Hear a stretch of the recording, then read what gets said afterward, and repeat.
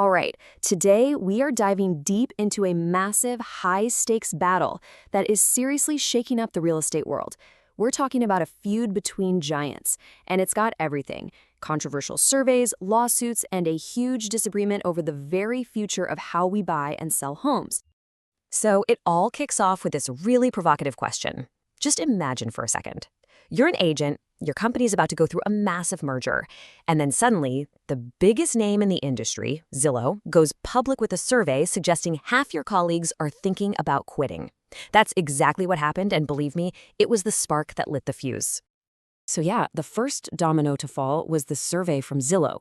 But this wasn't just some random poll. No, they specifically targeted agents at a company called Anywhere.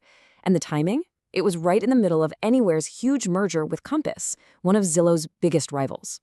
Talk about a strategic move. And the numbers that Zillow published? Whoa. They were designed to make waves. They claimed that 18% of Anywhere agents would definitely leave because of the merger, and another 35% said they might consider it. You do the math, that's over half the agents surveyed who are seemingly looking for the exit. Releasing that publicly, that's not just data, that's a shot across the bow. Oh, and Zillow wasn't done yet, not by a long shot. They also made sure to highlight that a whopping 70% of these agents think private listings, which just so happen to be the cornerstone of Compass's entire strategy, are actually bad for sellers. This wasn't just some random jab. This was a targeted strike aimed right at the heart of their rival's business model. And it reveals what this fight is really all about. Okay, so to really get what's happening here, you gotta know who the players are. This isn't a simple two-sided story. There are three major companies right in the center of this storm, and each one plays a very different role. First up, you have Zillow. You know them. They're the massive online portal where pretty much everyone starts looking for a home. Then you've got Compass, the super fast-growing, tech-savvy brokerage that's been making a lot of noise. And finally, there's Anywhere, another industry giant that's in the process of being acquired by, you guessed it, Compass. So let's just be clear. Zillow was polling the employees of a company about to be swallowed up by its main competitor. You could see how that might ruffle a few feathers. But look, this whole survey thing, it's really just the tip of the iceberg. That was just the public drama. The real fight, the thing that's been brewing under the surface for a while now, is this deep, fundamental disagreement over how real estate listings should even work in this day and age. It all comes down to this idea of private listing networks. So think about it like this. The public database of homes for sale, the MLS, that's kind of like the main menu everyone gets at a restaurant. A private listing, or an office exclusive, is like a secret, off-menu item. Only the restaurant's insiders, in this case the brokerage's own agents, even know it exists. And right here, you see the two completely opposing philosophies. It is a total clash. On one side, you have Zillow, who's all about public first. Their argument is, hey, if a home is for sale, it should be available for everyone to see on public sites like the MLS and, of course, on Zillow. But then you've got Compass, which has built a huge part of its success on these office exclusives, keeping the hottest properties in-house. So this wasn't just some friendly disagreement. It went from a debate to an all-out war. And it happened fast.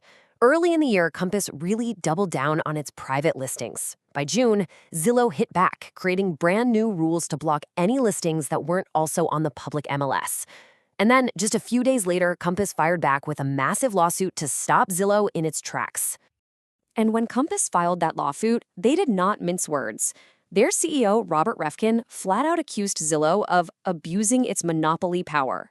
He argued that Zillow's new rules would cause irreparable damage, and not just to his company, but to regular people trying to sell their homes. Suddenly, the stakes got incredibly high. Now, you can bet that when two giants like this go at it, everyone else in the industry pulls up a chair and grabs some popcorn. This stuff doesn't happen in a vacuum. The rest of the real estate world is watching very, very closely, and they've got plenty to say. So what about Anywhere, the company caught in the middle of all this? Well, their first public response was direct and honestly pretty defiant. A spokesperson basically said the company will not be baited. You can read between the lines there. They're accusing Zillow of trying to stir up trouble, and they're saying our results speak for themselves. Meanwhile, other competitors are kind of smelling blood in the water.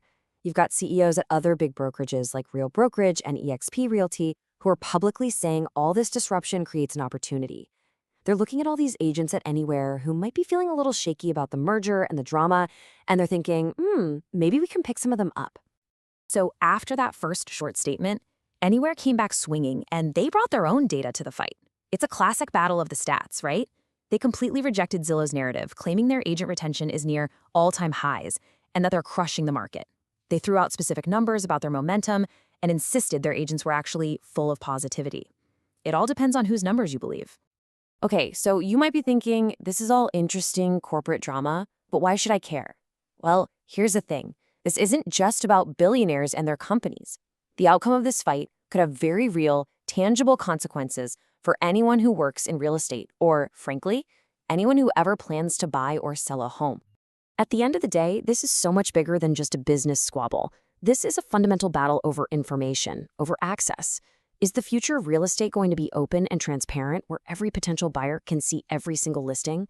Or is it going to get more fragmented, where the best properties get scooped up in these exclusive private networks before you even know they exist? And that really leaves us with the big, fascinating question. As these Goliaths clash, who's actually going to win? Will it be the public platform like Zillow, the one pushing for open access for all? Will it be the exclusive brokerage like Compass with its secret menu of listings? Or could the real winner be the independent agent, the one caught right in the middle, who has to figure out how to navigate this new landscape for their clients? The answer is going to shape how all of us buy and sell property for years to come.